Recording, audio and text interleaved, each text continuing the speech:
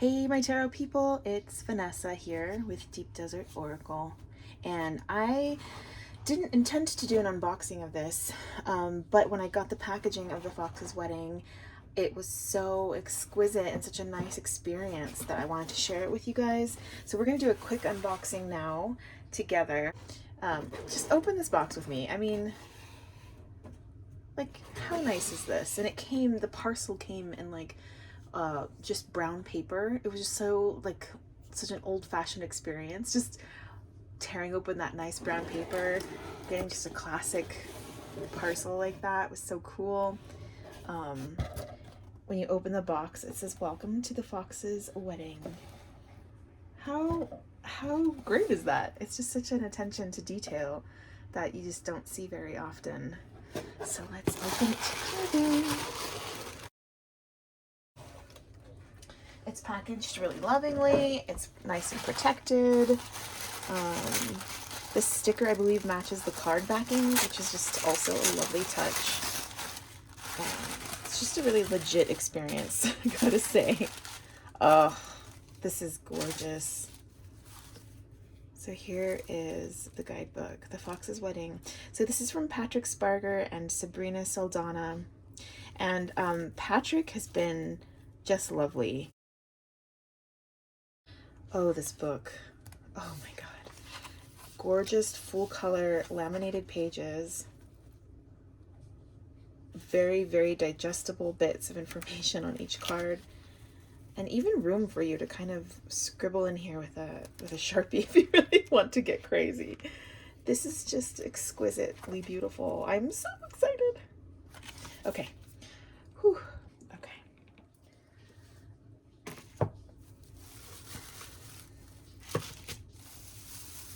So I was in contact with Patrick, actually, the creator of this secondhand haul for the last, for May and June. And he let me know that, in fact, James Wanless, the person who created Voyager Tarot with artist Ken Knutson, that he actually got a lot of inspiration from James and a lot of guidance while he was creating the Fox's Wedding. They were in correspondence, and I thought that was just lovely. He let me know that James is still really active on Instagram, so I went and I followed him. And he also shared, as just kind of like a fun fact, that the co-collaborator, Sabrina Saldana, they actually did all their work together via social media and using the internet. They have not even met each other in person, but they were able to do this work together. And I just thought, wow, the world, there's so many options now for how to connect to people. And I thought that was a cool kind of little tidbit that I'd share with you all, but he's just been lovely. So Patrick, if you're watching this, hello. Thank you so much for your encouragement and sharing with me. So here is the box. As you can see, it does do the thing where if you pick it up lightly, it will come out. So if that's what you want, cool. If you don't want it to come apart, you need to give it a good grip. Let's see, on this box, with this holographic gilding for the text. It says, welcome to the Fox's Wedding, a cross-cultural journey illuminated by sun showers. Our hope is that this adventure wraps itself like a vine around the particular season of life you are inhabiting at this moment. Wow, that's so apropos and exactly what I need right now. Yeah, so Patrick Sparger, Sabrina Saldana, they let you know where you can get license and copyright information, which is great. Patrick was so fast in getting these to me, and you saw how professional and beautiful the packaging was. Let's get this plastic open.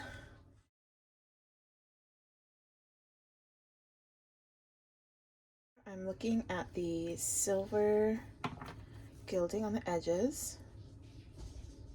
Hello. Oh, hello self. Hello.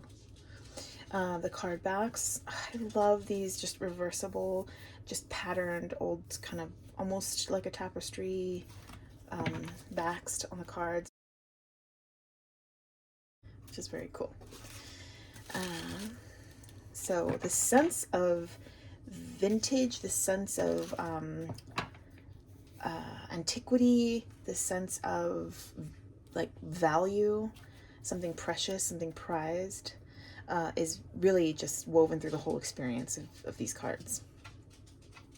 And this does have like a really beautiful linen texturing. It's a linen card. The thickness is like just right. Thin enough to shuffle, thick enough to endure. And it really takes a bend quite well. Snaps back. They feel like oils on canvas, just little thin canvases, and I'm digging that quite a bit. Here's our fool. Beautiful. She's on a swing in a lush wood. You've got a very apprehensive looking little hound. Or magician. The priestess. This is the card that made me buy the cards. It's so gorgeous. Such a different feel for this high priestess. I like that she's in the natural world. And she's, you know, in the clouds, and she's at this liminal space where the mountains meet the sky. It's just really exquisitely done. I'm so impressed by these. I feel like I can dip my hand into the paint on these. Here's our Empress, who's looking really fierce. I'm all about a fierce Empress, and the fact that she's holding a sword, to me, kind of denotes the wisdom aspect of the Empress, which, you know, in Rider-Waite-Smith, we'll see her as super fertile and nourishing and loving, and this Empress is a little more icy. She feels a little more like a Queen of Swords, and I do think there's reference there to the Empress as a card denoting wisdom. So I know in the Thoth deck you get a wise Empress quite often. Here's the Emperor. This is so good. This is the first time we're seeing modernity depicted in the cards, which makes perfect sense for the Emperor. Here's the Hierophant. Oh my goodness. He's directing labor here, right? And kind of unattainable. Very, very interesting, very beautiful. Here is the Lover's card. This is the other card that made me buy the cards. I love it so much. It's so good. A lot of Eros depicted here. The Chariot. I love the fixed nature of this chariot. It used to confuse me when I saw like a fixed chariot, but it doesn't anymore. And that's in large part actually to this amazing book. Excuse me, cards, excuse me, world. The Tarot Handbook, Practical Applications of Ancient Visual Symbols. This is from Angeles Arrien. So what's not shared on this book is that she's really doing a Thoth system. But this book has kind of cracked open my brain. I really love it. So here we are at the Justice card. And it's just beautiful. And I don't even feel like the camera's really catching the richness, the kind of subtle juiciness of these colors. Yeah, it's gorgeous. This sheer material and this 1 foot on this tightrope here. What looks like an ibis over here. Yeah, there's the other foot, a foot on a tightrope. I love a tightrope for the Justice card. I think that's really smart. The Hermit. This is really interesting. This is like, I don't know, it feels like a completely unmasked representation of the inner self made material. I love a hermit on a mountaintop. Yeah. Beautiful Wheel of Fortune card. It looks like she's filling her cup from the wheel, almost like there's a little spigot on the wheel. Just something new I've not seen before. so far, oh, look at this strength card. Ooh, this is a fantastic mashup of worlds, you guys. It's just beautiful. There's what looks like, I could be wrong, this is my first look, but almost what looks like some ancient Mexican, like maybe Mayan or Aztec kind of stoneworking. And there's this like person inside of that stone. Wow, this is beautiful. And I love how flush the images are with one another. It's in the older collage decks, there's some really hard lines, but this is just really, really, really dreamily well done. Death. Beautiful. You see it again here too.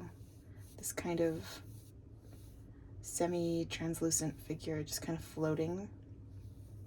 And I love the idea of a stone figure being so gauzy and immaterial.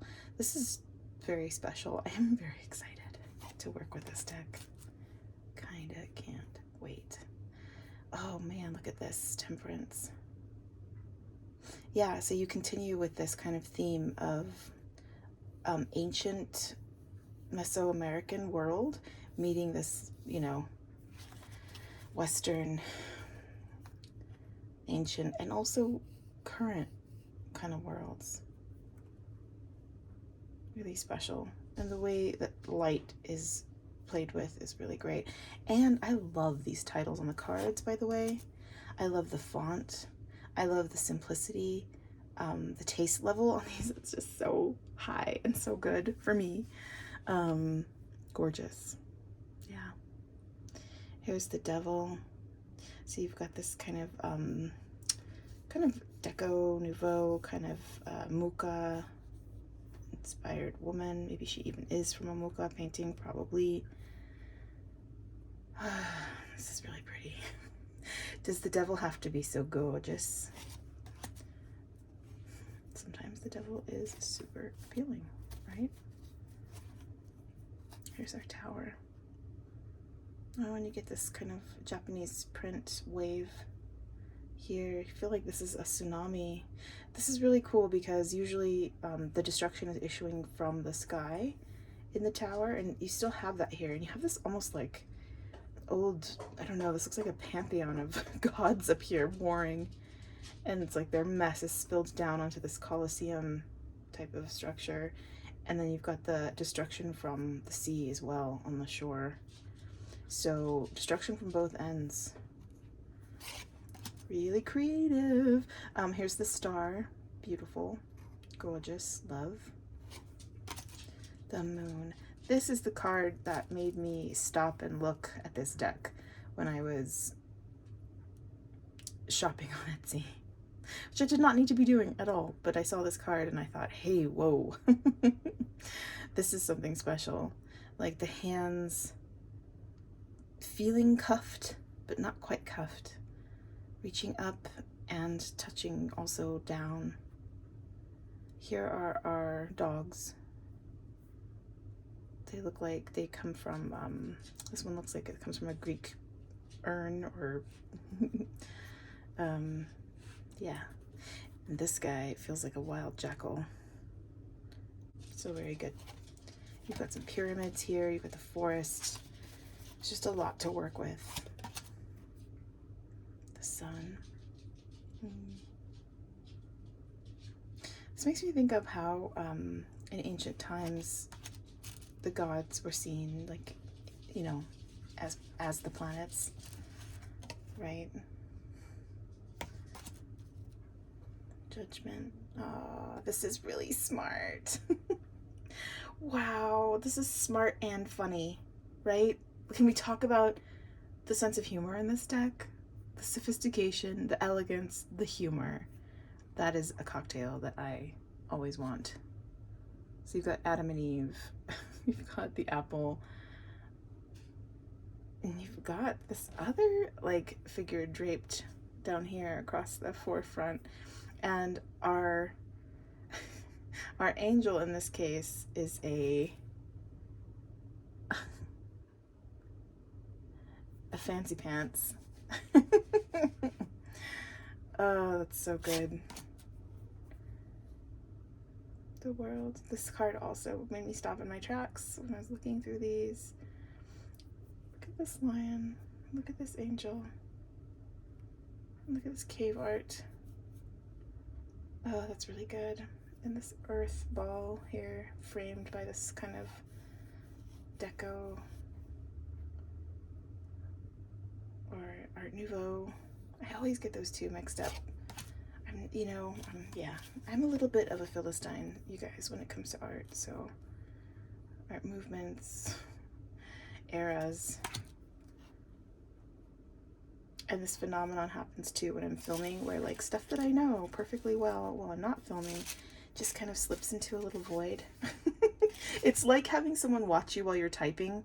You're a great typist, but the minute someone watches you, you're like, I can't type. Here's our 2 of Cups. So our minors, here's our 3 of Cups. Our minors are not titled or labeled. So our 4 of Cups. That could slow me down a little in a reading, but what I do like about it is that it makes me look at the card and take a minute with my pip cards. So we're getting very, very pippish here, right? 7, 8, 9, 10. Classic kind of Marseille style design for the pips. Okay, here's our Page of Cups. Oh, she's so pretty. And more than pretty, she's expressing something, right? She's not just a blank, pretty ornament. Her posturing, the fact that she's kind of gauzily issuing forth from the waves, the way she's holding the cup, it's all telling us a story. Our Knight of Cups. Oh, wow, this is so good. This is so different, and I'm here for it. I love it. It's a breath of beautiful, fresh air. Here's our Queen of Cups. Oh my goodness. Can you see that expression on her face? That expression is that's just everything you need to know right there. Here's our King. Now, the kind of relaxed, casual kind of bed clothing, and are these like Victorian folks? They look pretty Victorian to me. Tells me a story too, right? It's like luxe and royal, but it's relaxed and it's like houseware, like bedtime wear. And I really like seeing a peek into that for the court cards, for the King and Queen. Here is our Ace of Wands. 2. Oh, these are really pretty. So you're getting a color story here too, color and pattern. And I think this is a great gentle juxtaposition to the cups, that watery veil of the cups. You've got that little bit of sunburst here, a little bit warmer. But in keeping with the personality of this deck, right? There's just such a strong internal logic to this deck. I love it. Here's our Page of Wands. She's beautiful. And it looks like a Gauguin painting. Gauguin was the painter who, pretty controversial, post-impressionist, who painted a lot of Tahitian women. And, you know, I wanted to look that up before I stated it, because I just didn't want to, you know, guess.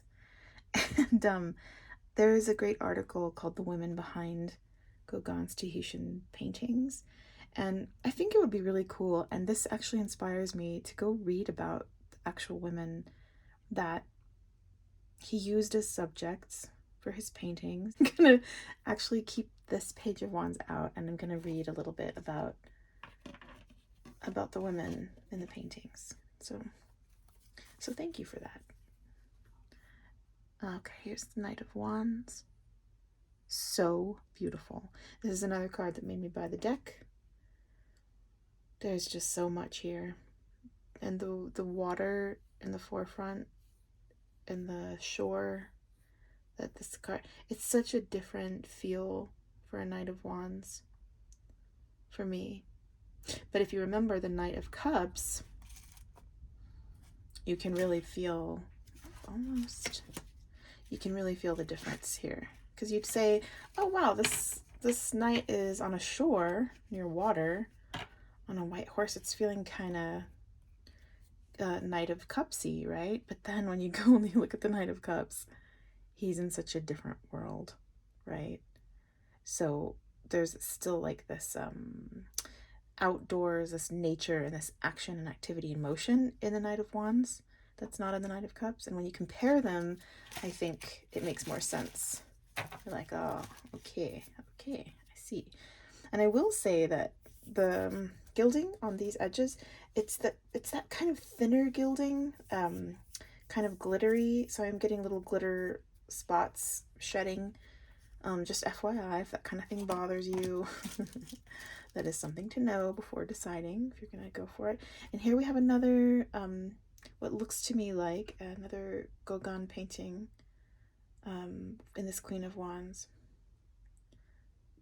And Patrick, if you're watching this and you want to tell me a little bit about these paintings, if I've got it wrong, feel free to leave a comment and educate us, please. Here's our King of Wands. So beautiful, so tied to the land, these court cards for the wand suit. So a part, such a living part of nature. Just really exquisite. And here's our Ace of Pentacles. I am getting a little bit of that bend in my cards. We'll see how they shuffle in a minute. That'll be fun. Our 2. So our pentacles are not green and lush. I've noticed with all of the pips cards for the suits that they seem to be up against, this beautiful backdrop of a canvas, but almost like a concrete feeling, like an ancient stone backdrop. And I love the containment of these pentacles. I love the order.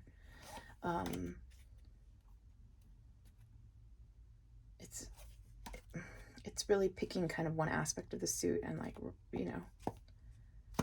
hammering that. But it looks beautiful to the eye. It pleases my eye, the organization of the pentacles. And I mean, it's the suit of the material world, right? So it does make sense to me. Here's our Page of Pentacles. She's beautiful and she looks listless. Got some mountains behind her, some stones. Knight of Pentacles. Oh, look at this Knight of Pentacles. This Knight of Pentacles has a spear in hand. Is not using it, and has a figure draped around the neck here, just ever so slightly. And a seated knight. If a knight's going to be sitting, it's going to be the Pentacles Knight. Although I guess our Cups Knight was seated as well, right? There's our Queen of Pentacles. Beautiful. I like this little kind of mini stone pyramid. Here's our King. He's got a letter in hand. He's got all of the kind of regalia of what looks to me like the French army. Yes, here's that Napoleonic hat. In fact, this is probably Napoleon, right?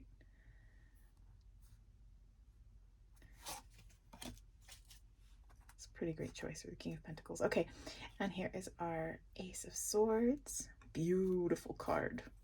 Wowzers. I mean, I can't tell you how much this crown shines in person. What? This is so pretty. Stop. I...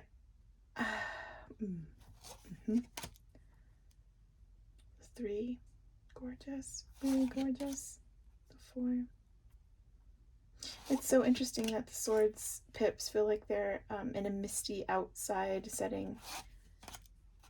Well, the pentacles felt very, very contained and very indoors almost, or just not as wild.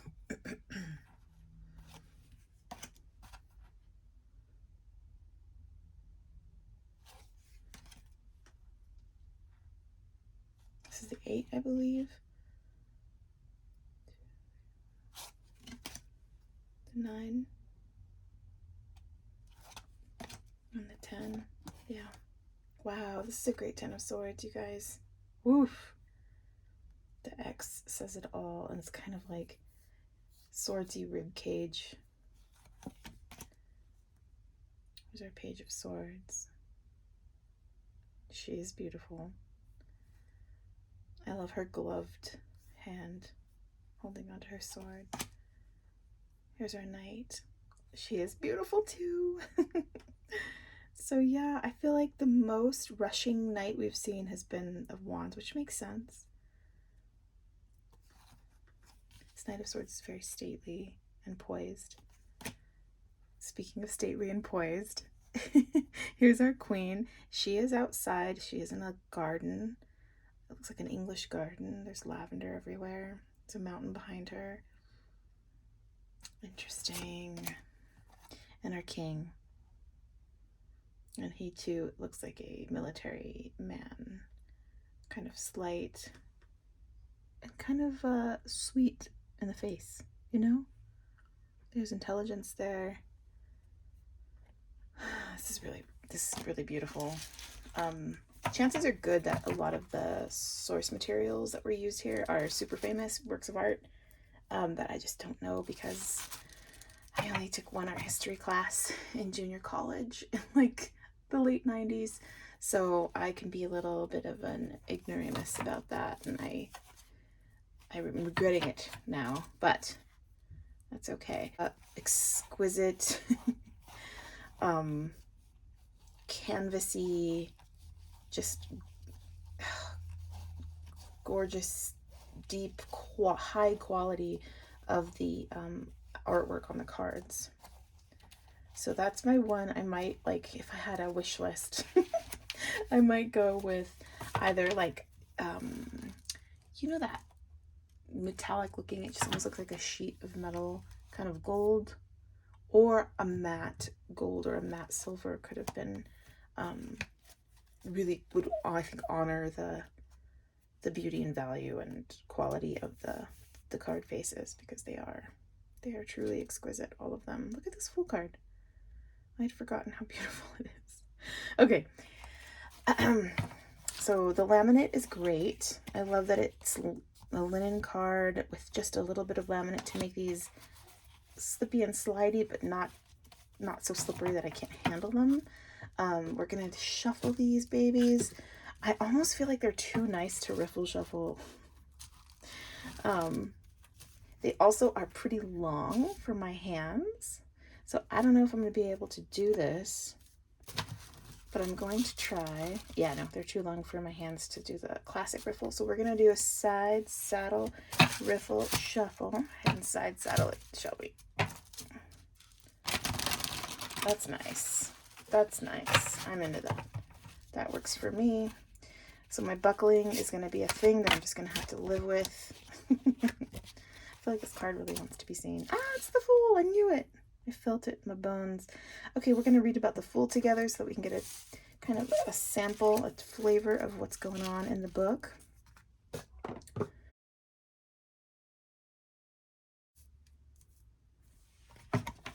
Let's get one or two more, because, you know, why not?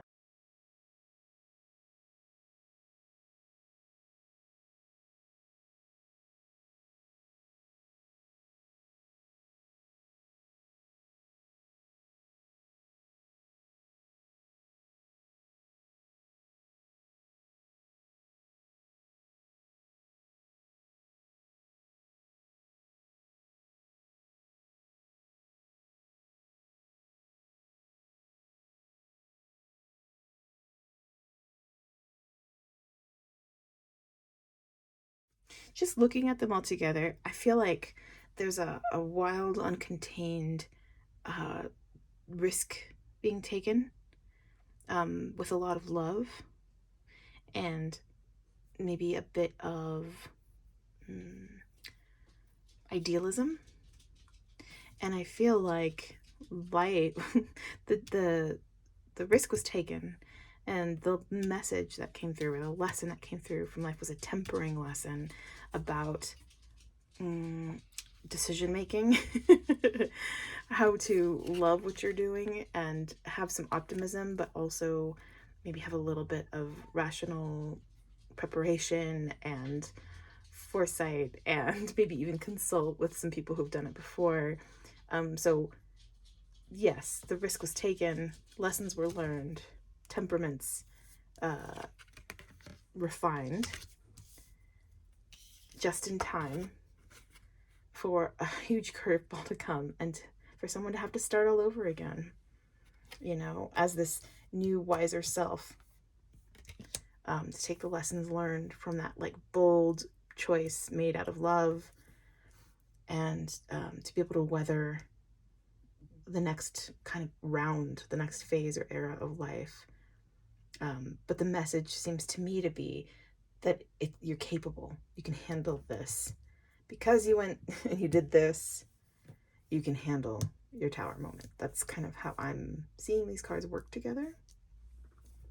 I really love when court cards and when people in the cards are looking in different directions, whether it's, you know, straight at the viewer or off to the side or up or at an angle. I love not a bunch of closed eye cards. I don't like decks where everybody's eyes are closed. Not into that. Because you see here the way the king is looking, the direction he's looking, it's almost like he's looking at the storm that's coming. And that's such a clear message to me of like, oh, you've got the foresight. Like, trust yourself. You've been around for a while. This isn't your first time at the rodeo. And you see what's coming and you can prepare. Got this sense of a risk taken, a journey that resulted in some wisdom earned, and the ability to kind of measure and weigh head and heart, and the ability to have the foresight to see a change coming that is not a choice, a new change that's going to change, you know, your world, that's going to be imposed on you. But because of this choice and this risk taken and this journey and this kind of lessons learned, and because of that, the ability to weather and withstand the next cycle of life that's coming, the change that was not the choice, right? So let's have a book appreciation moment as we check out a little bit of information about these cards. So the fact that there's a whole page illustration on these gorgeous laminated pages in this book that's like just the right size for me is just, I mean, that's a stunning, generous thing that I really appreciate, because there's so many little details in the cards that I might miss. And here I get to just enjoy this card. I have it expanded. I get to basically go whoop and expand the card, and that's fantastic. Okay. Oh, look at this chariot card. Are you kidding me? Okay.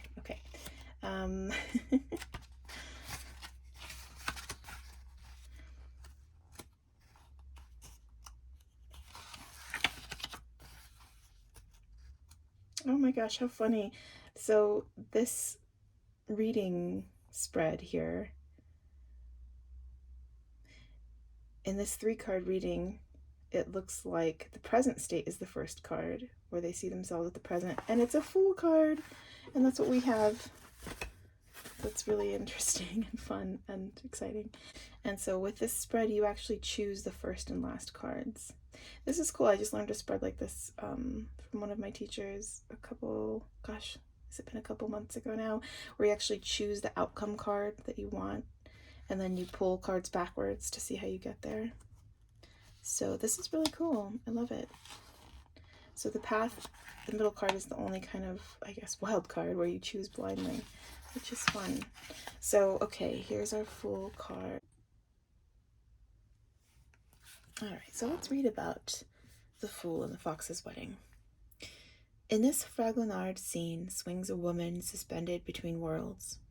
Caught in midair under a stream of light in an ominously dark garden, she's a carefree figure living fully within the present moment, accompanied by a small dog lifted from a dystopian Bosch landscape. This representation of the Fool or Joker reveals a woman unscathed by life with an enviable lightheartedness, while above her looms a glowing black hole, eater of worlds and the center of all galaxies. This card invites you to move from your conscious mind into your body. What is it asking of you? To let go of rumination and simply be. For just a moment, take the time to breathe into the joyous sway of consciousness and become aware of the miracle of your existence. Acknowledge your breath and let all else flow from the space that you find yourself inhabiting. Take a moment to appreciate life as it lands. Take a moment to appreciate life as it is and not how you wish it to be.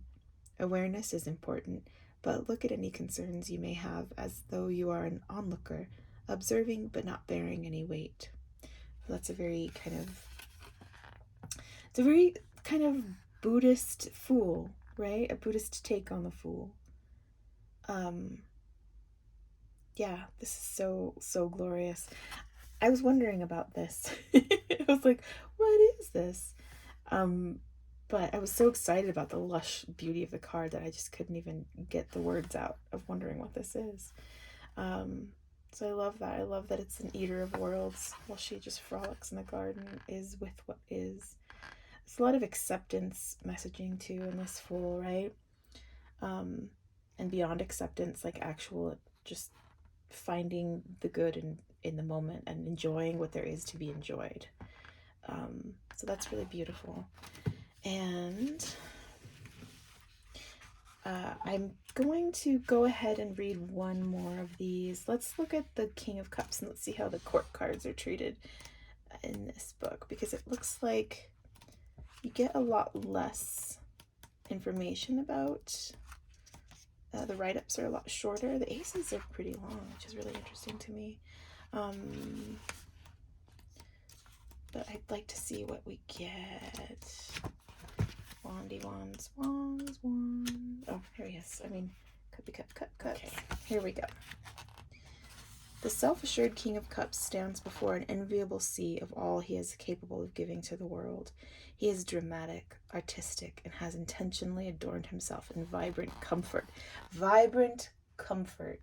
That is exactly it. And that is going to be what I devote myself to for the rest of the summer. Period. Okay. His heart is full and open with a willingness to share his love freely. He has come to know himself and his value in the world, even being a bit taken with the man he has become. Ooh. This Belle Epoque man in red is the soul of confidence and comfort, both accomplished and the emotional world. Come spend a lifetime in the folds of his world, but do not be surprised to find you are not alone there. Oh, interesting. Okay. Fascinating.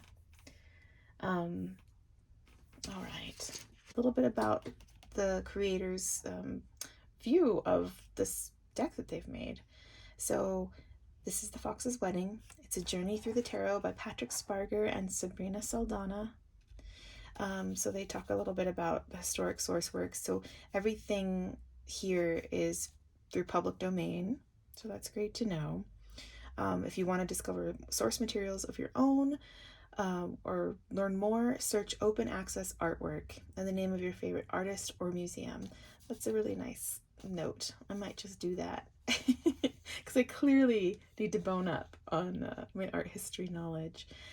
So this deck is from 2021. This is a first edition. It is signed by Patrick, which is really, really cool. You can go to chatteringtinman.com for more questions about how to use the deck. And then you get this note from Sabrina. She says, a friend and I were talking about how nice it is to finally feel grounded enough to relate more and more with nature. It's woo-woo talk like that, but we bask in it like we do under the sun that freckles our shoulders. I've always felt so close to the ground in so many ways, which is a weird way to put it, but I still like my chin in my hands and my feet in the grass wherever I can find it. Sabrina Saldana. Aww. I like that very conversational tone. And then a little bit about this deck, The Fox's Wedding. So it's a cross-cultural ceremony marked by an ethereal phenomenon known as a sun shower. As our guest, you are entering into a space where the sun's rays meet falling water, an in-between space dedicated to the present moment. Here there is no judgment, no keeping time by watches, no such thing as heavenly or sinful. What you bring to the cards simply is. We hope these truths make this deck an approachable one that wraps itself like a vine around the particular season of life you're embodying in this moment. That's beautiful. The Fox's Wedding is a flickering lantern on the pathway you've chosen for yourself, lighting the flora and fauna along your path and aiding you in seeing in darkness without having to strain your eyes.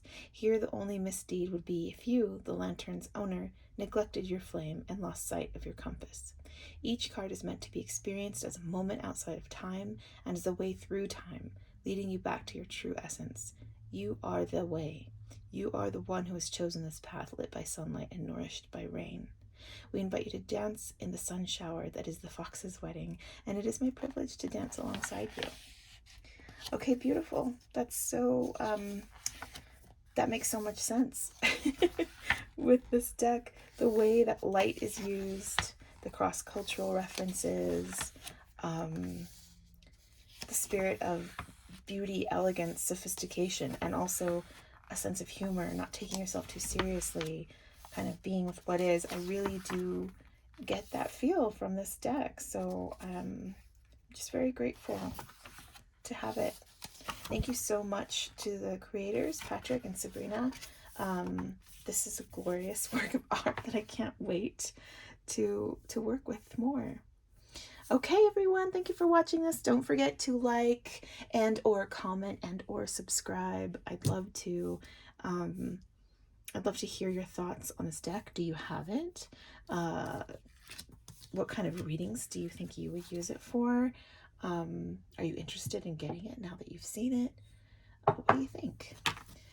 I think it's really interesting too to look at decks that were made after the pandemic. I feel like there's just something about that time. I feel like there was such a surge of decks around 2020, 2021. And I feel like I'm always just catching up, finding all these new beauties. What a nice note to end on, this beautiful magician. Okay, everyone have magical, loving days, and I will see you in the next one.